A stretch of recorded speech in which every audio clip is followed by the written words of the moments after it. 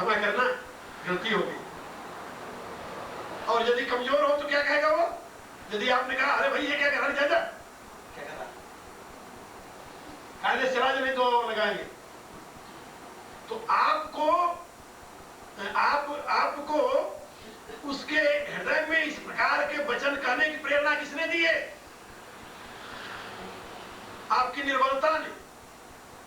उसके अंतर में निहित राक्षसी वृत्ति को किसने उस्काया है?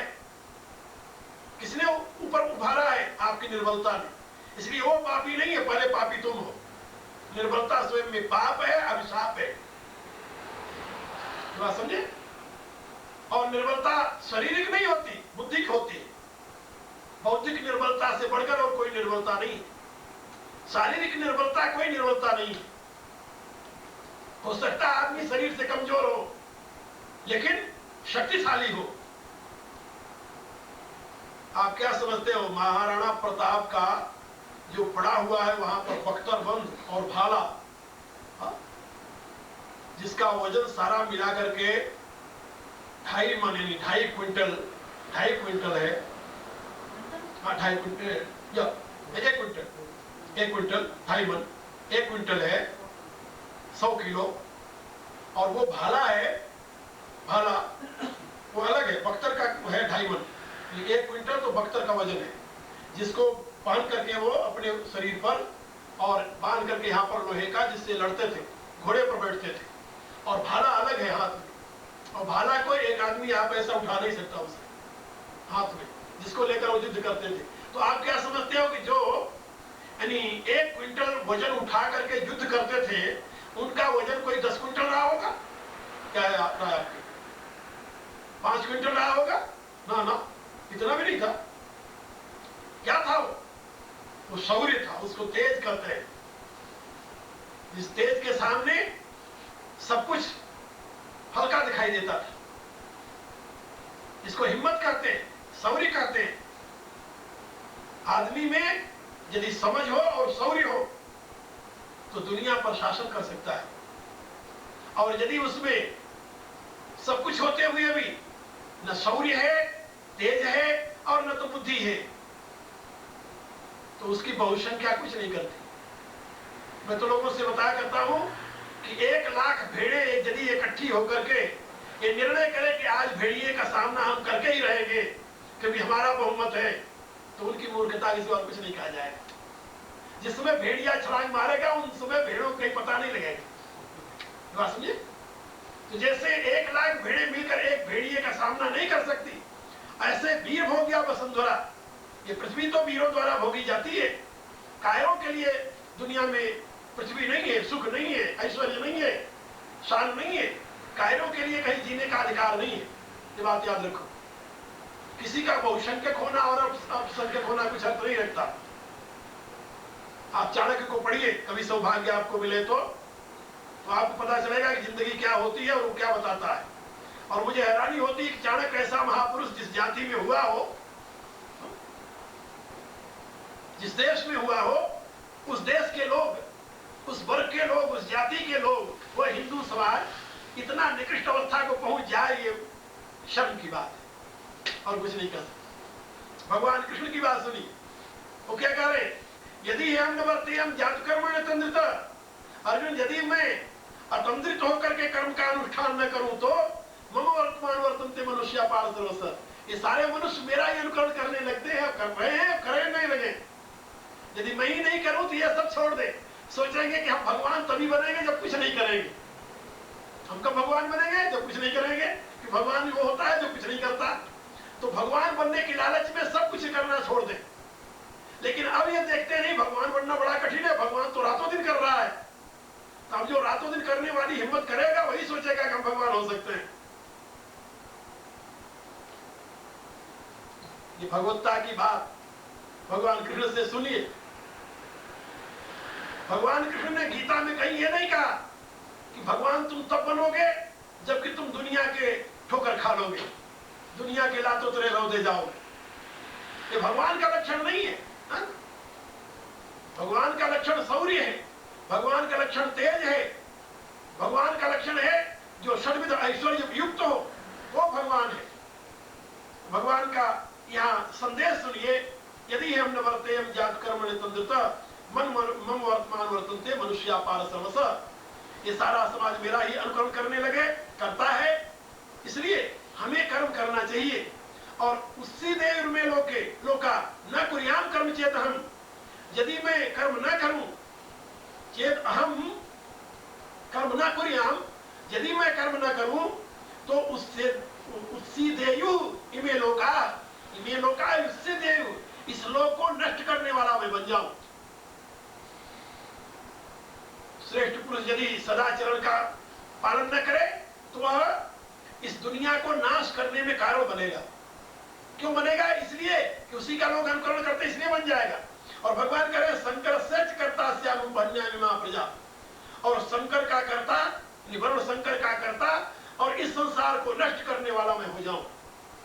मेरा अवतार संसार को नष्ट करने के लिए नहीं हुआ, मैं संसार को जीवित रखने के लिए, संसार को विकसित करने के लिए अवतरित हुआ हूं।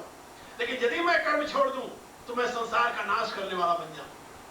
अर्जुन कहता था ना कि यदि मैं युद्ध नहीं करूंगा तो वर्ण संकर पैदा हो जाएगा, स्त्रियां हमारी दुष्ट हो जाएगी आजाद।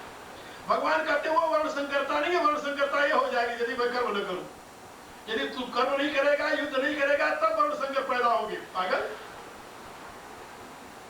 यहां भगवान कह रहे चेत अहम कर्म न कुर्याम, यदि मैं कर्म को न करूं, इमे लोका उससे देव, इस सारे विश्व का नाश करने वाला मैं होऊंगा। और शंकरस्य कर्ता श्याम इमाम प्रजा उपहन्या, और वर्ण शंकर का कर्ता मैं हो जाऊं। वर्ण शंकर का कर्ता क्यों हो जाओगे? इसलिए कि हर एक व्यक्ति कर्म न करने का ही रास्ता अपना लेगा। जिसको कर्म करना चाहिए वो भी नहीं करेगा, जिसको नहीं करना चाहिए वो तो करेगा ही नहीं। ये सारा समाज नष्ट भ्रष्ट हो जाएगा। ये शंकर शरीर नहीं होता, शंकर बुद्धि होती है। शंकर माने मिश्रित, ये शंकर है, शंकर नहीं है। शंकर माने मिश्रित। तो शंकर से कर्ता, मैं ये सारे विश्व को घपले में डालने वाला बन जाऊं। घपला नाम जानते हो ना आप लोग, हिंदी को तो जानते होंगे। तो सारे देश को घपले में डालने वाला मैं हो जाऊं, यानी कोई अपने मार्ग को स्वीकार ही नहीं करेगा, त्याग ही नहीं करेगा, वो अपने मार्ग से ही भ्रष्ट हो जाएगा। वो सारा समाज मिश्रित हो जाएगा, जैसे बुद्ध काल में हो गया। वहां पर न तो कोई किसी में क्षत्रियत्व रहा, न तो किसी में ब्राह्मणत्व रहा, न तो किसी में वैश्यत्व रहा, कुछ नहीं रहा, और सारा समाज शूद्रत्व को ही प्राप्त हो गया। वैदिक धर्म विज्ञान में संपूर्ण समाज को ब्राह्मणत्व में प्रतिष्ठित करने की व्यवस्था है। एक बात मजे की आप लोगों को समझाऊं मैं, ध्यान से सुनो। वैदिक समाज विधान में सारे मानव समाज को ब्राह्मणत्व में प्रतिष्ठित करने की व्यवस्था है, विधान है। धीरे धीरे एकाएक नहीं, विकसित करते हुए, उसको विकसित करते हुए उस अवस्था में ले जाओ जहां सारा समाज ब्राह्मणत्व में प्रतिष्ठित हो जाए। ब्राह्मणत्व की परिभाषा एक दिन मैंने बताया था, पूर्ण सामर्थ्यवान होते हुए भी सामर्थ्य का अपने लिए प्रयोग न करना। ये नहीं कि सामर्थ्यहीन हो जाए, ये नहीं भिक्षु बन जाए, भिखारी बन जाए, भीख मांगने वाला बन जाए, नहीं। ब्राह्मणत्व स्थान है जहां पहुंच करके किसी प्रकार का अब अभाव नहीं रहा, पूर्णत्व की अनुभूति हो रही है, और जो हमारे पास है वो हमारे लिए नहीं है, लोग के लिए।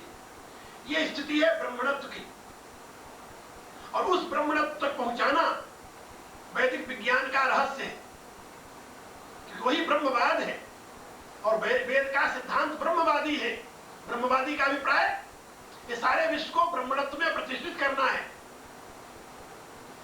लेकिन जहां पर इस वैदिक विधि का अनुकरण नहीं होता, सारे समाज को समान बनाने की कोशिश होती है, विज्ञान के अभाव में वहां सारा समाज शूद्रत्व में प्रतिष्ठित हो जाता है, परिवर्तित हो जाता है। शूद्रत्व किसे कहते हैं? जहां पर, जैसे एक दिन मैंने बताया था उसकी व्याख्या करके, जो अपनी उदर पूर्ति को ही अपना धर्म मानता है, बस हमसे क्या लेना देना। दुनिया अपने रास्ते पर जा रही, लोग कहते हैं मैं तो किसी की कोई बुराई नहीं करता, फिर हमें दुख क्यों मिलता है? तो तुम कितने की अच्छाई करते हुए तो बताओ जरा। एक सज्जन मेरे पास आए, मेरे से पूछने लगे कि यदि मैं भगवान का नाम नहीं लेता लेकिन मैं अपनी मेहनत करता हूँ, अपने बाल बच्चों का पालन करता हूँ, अपने रास्ते पर आता जाता हूँ, किसी को मैं कुछ नहीं बिगाड़ता, तो क्या उसमें मेरा कल्याण नहीं हो जाएगा? मैं झूठ नहीं बोलता, मैं चोरी नहीं करता, मैं बेईमानी नहीं करता, अपना कमाता हूँ, खाता हूँ, अपने बाल बच्चों का पालन करता हूँ, क्या मेरा उद्धार हो जाएगा कि नहीं? आपसे यदि पूछा जाए कि ऐसे व्यक्ति का उद्धार हो जाएगा कि नहीं, क्या बताएंगे आप लोग? क्या राय आप लोग?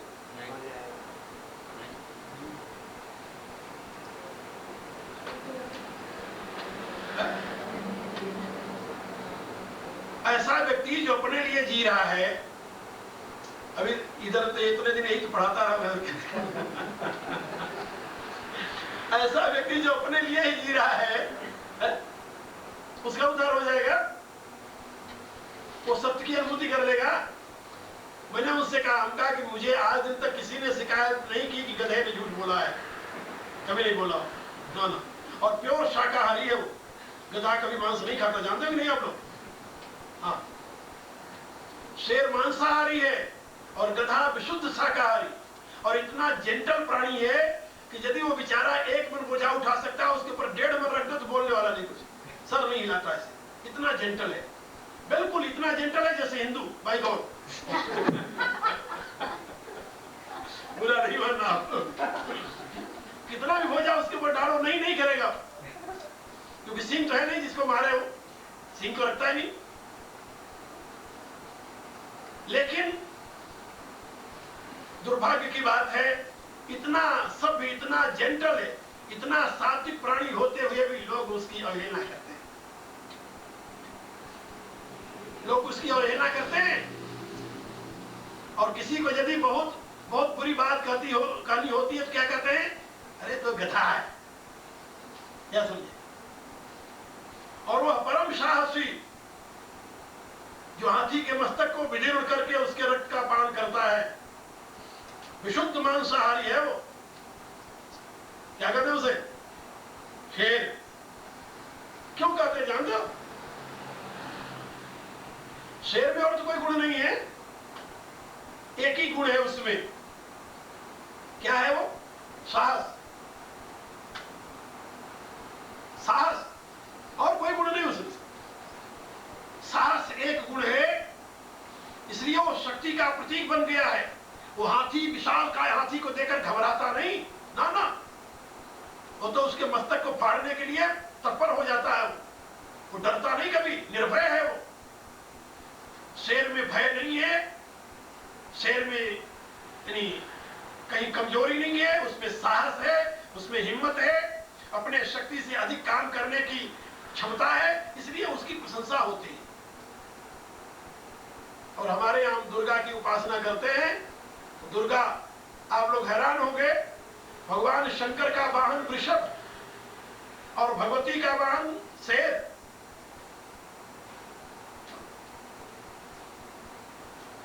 क्योंकि एक शक्ति का प्रतीक है, दूसरा धर्म का प्रतीक है। इसलिए मैं आप लोगों को बता रहा था कि भगवान कहते हैं कि संकरता इसमें नहीं है कि तू युद्ध करेगा तो तुम्हारे सारे लोग मर जाएंगे, तुम्हारी स्त्रियां बर्बाद हो जाएंगी और वर्ण संकट पैदा हो जाएगा। संकरता पैदा होगी जब तुम काम नहीं करोगे, लोगों की बुद्धि विकृत होगी, जब लोग अपने सत्व से भ्रष्ट हो जाएंगे, जब लोग अपने आप को नहीं समझ पाएंगे, जब तब संकरता होगी। इसलिए भगवान कहते हैं युष्टि देयु इमेलो का न कुर्याम कर्म चेद, हम यदि मैं स्वयं कर्म न करूं तो इस लोक को नष्ट करने वाला हो जाऊंगा, और संकरस्य च कर्तास्य, और मैं सारे समाज को मिक्सचर बना देने वाला, मिश्रित कर देने वाला हो जाऊंगा। यहाँ पर कोई व्यवस्थित रूप में नहीं रह पाएगा, समाज का कोई वर्ग अपने आप को किसी एक सुनिश्चित मार्ग पर ले जाने वाला नहीं होगा, सब घपला हो जाएगा, तितर बितर हो जाएंगे। इसलिए संकरस्य च कर्तास्य, और इस प्रकार से उपहन्यामिमा प्रजा, इस प्रकार से मैं इस सारी प्रजा का नाश करने वाला हो जाऊंगा। तो सारी प्रजा का विकास हो, इसके लिए हमें कर्म करना है। चाहे हम पूर्ण ज्ञानी हो गए हैं तब भी, तत्वज्ञ हो गए हैं तब भी, हमें अब दुनिया से कुछ नहीं चाहिए, तब भी यदि तुम लोगों से कोई पूछे कि बाबरा जी आप 5-6 वर्ष से आते हैं और 2-2 महीने यहाँ चिल्लाकर चले जाते हैं, उनको क्या चाहिए, तुम लोगों से क्या बताओ, क्या बताओगे, क्या चाहिए उनको तुमसे, कुछ चाहिए?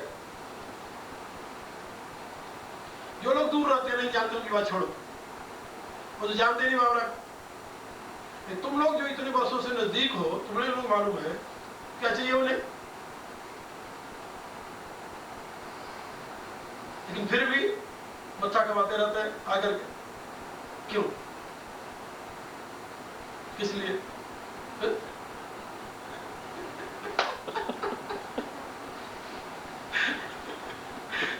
क्यों ढीला है?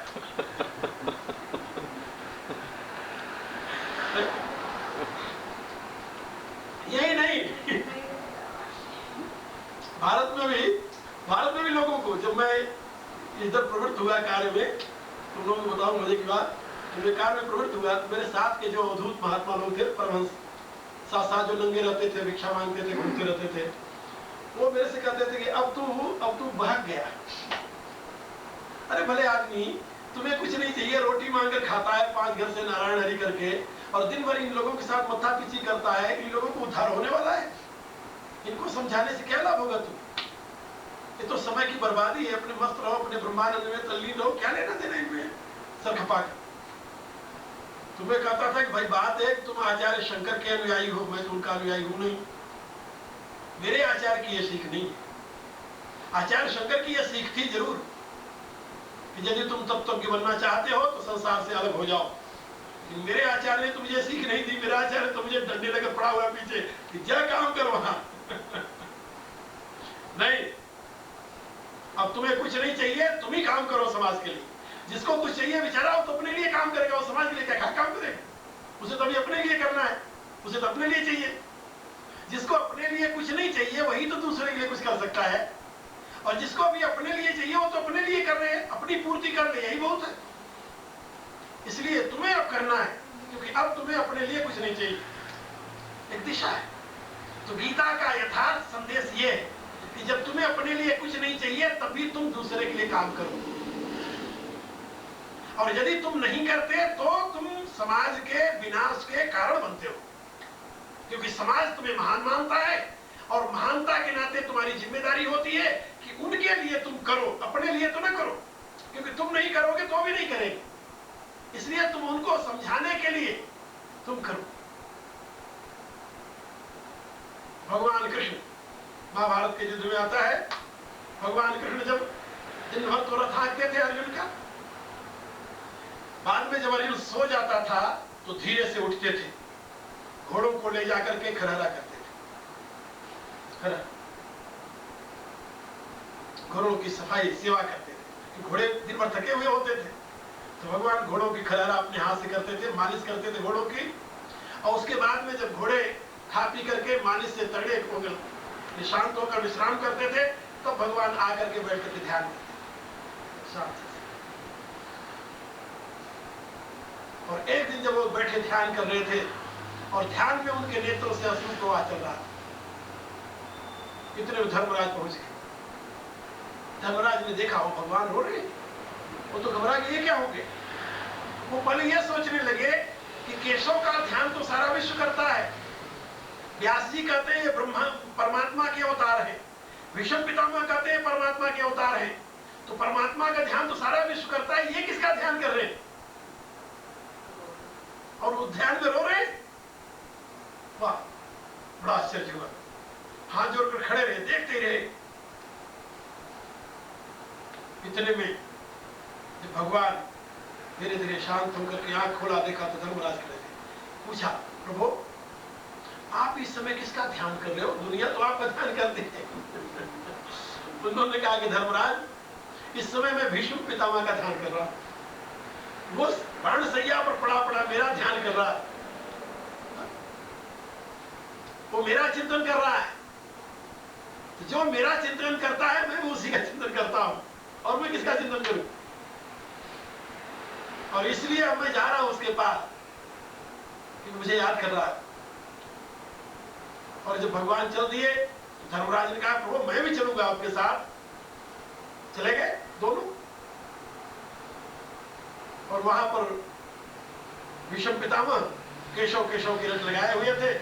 जब पहुंच गए भगवान खड़े हो गए उनके चरणों की तरफ, देखा केशव तुम आ गए, मैं तुम्हारा ही चिंतन कर रहा था। उसके बाद में वो लंबी कथा है, पूरा शांति पर्व। उसके बाद में भीष्म पितामह द्वारा दिया गया उपदेश है धर्मराज को। मैं आप लोगों को ये बता रहा था कि भगवान स्वयं उस युद्ध में कितने सक्रिय थे।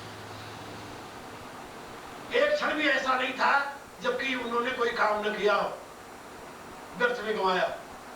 तो तत्पर हुआ है आचार्य शंकर स्वयं, जिन्होंने ये गीता के ऊपर ज्ञान मार्ग का भाष्य लिखा, लोगों को भिक्षु बनने सन्यासी बनने की प्रेरणा दी, लेकिन वो स्वयं 32 वर्ष की आयु तक एक दिन भी शांति से बैठे नहीं, इतना काम किया। लेकिन लोगों ने उनके काम को नहीं देखा, उनके लिखे हुए का अनुकरण किया। उनके 6 शिष्य थे, 10 शिष्य थे उनके, वो आगे आगे चले जा रहे थे, पीछे पीछे शिष्य चले जा रहे थे। उन शिष्यों की परीक्षा लेने के लिए उन्होंने उपाय ढूंढा। भूखे थे सभी। जब पहुंचे एक जगह, एक व्यक्ति मच्छी मार रहा था, मच्छी मार रहा था। उससे उन्होंने कहा कि भाई मुझे भूख लगी है, मुझे कुछ मछलियां दे दे। उन्होंने मच्छी ली, खा ली।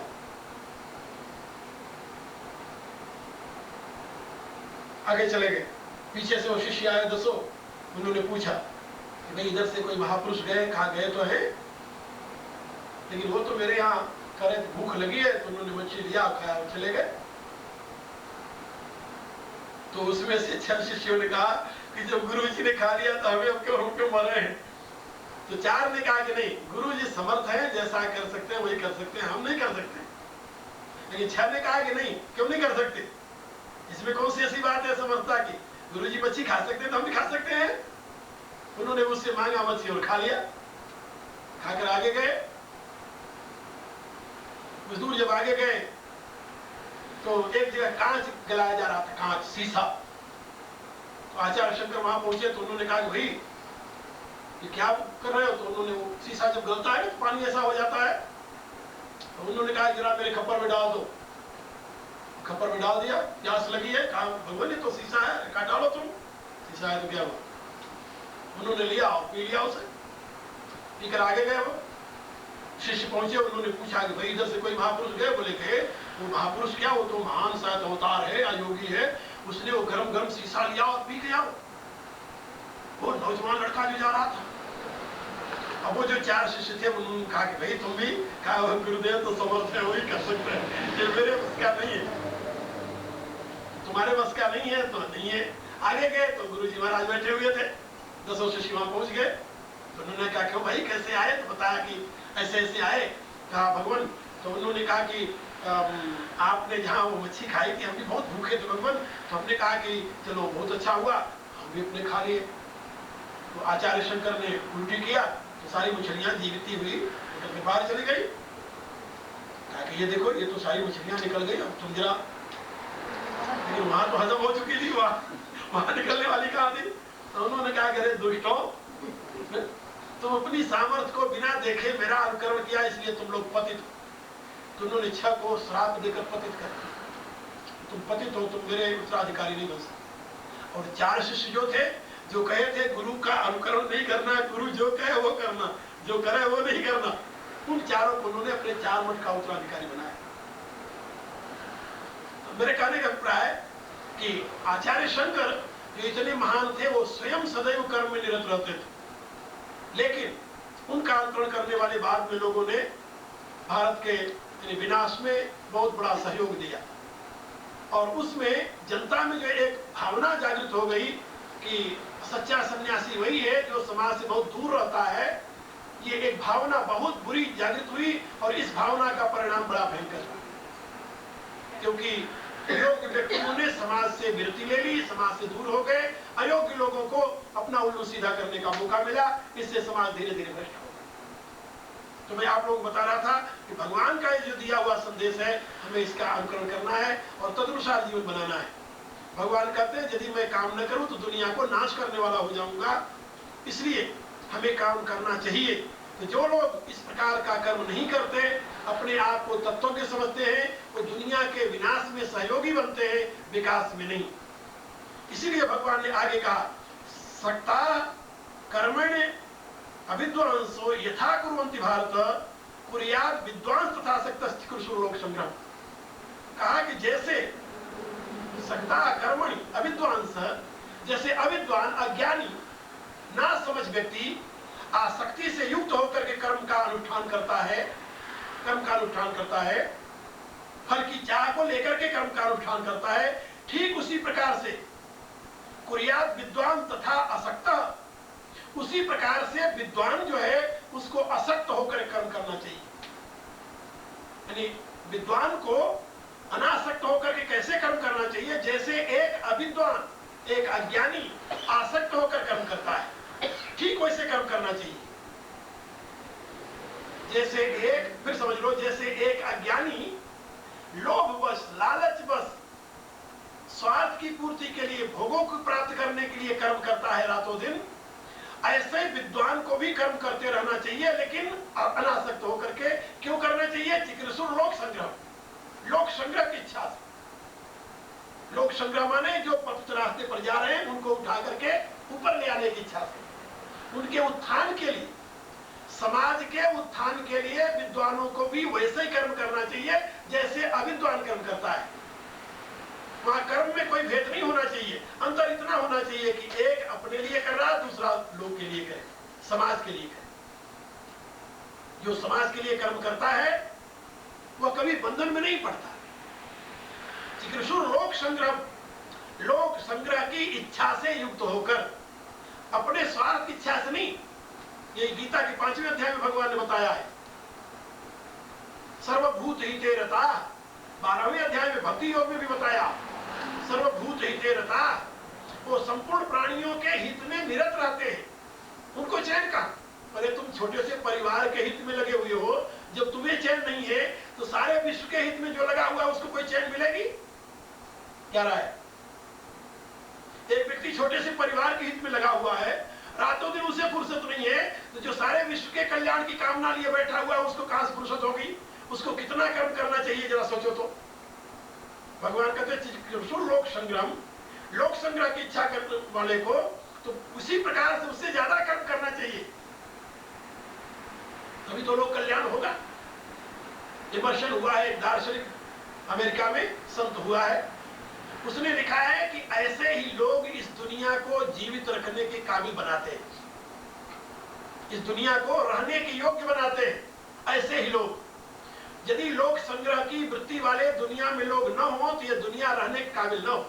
यदि सभी स्वार्थी हो जाए, आप देखिए हर एक प्रकार की संपत्ति है, हर एक प्रकार का वैभव है, तब भी जीवन नरक बना हुआ है। क्यों बना हुआ है? इसलिए कि सब अपनी ही सोचता है, कोई दूसरे के लिए सोचने वाला नहीं मिलता। इसलिए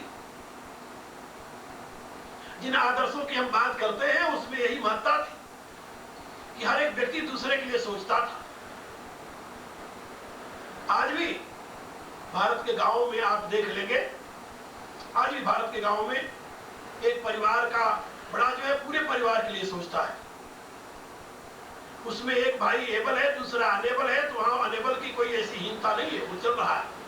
उसके बच्चे भी जी रहे हैं, पढ़ रहे हैं, पल रहे हैं, उसी प्रकार से गौरव के साथ रह रहे हैं, ज्वाइंट फैमिली के नाते। दूसरा भाई सोचता है कि हमारा कर्तव्य है अपने भाई के बच्चों को संभालना।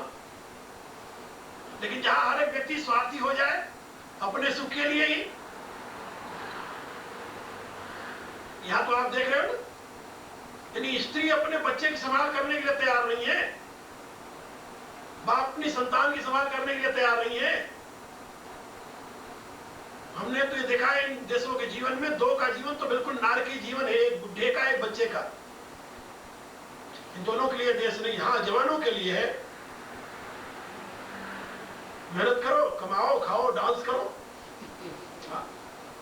बूढ़े और बच्चे का जीवन नारकी जीवन है इन देशों में, इसलिए कि बूढ़े और बच्चे ये दोनों सेवा मांगते हैं।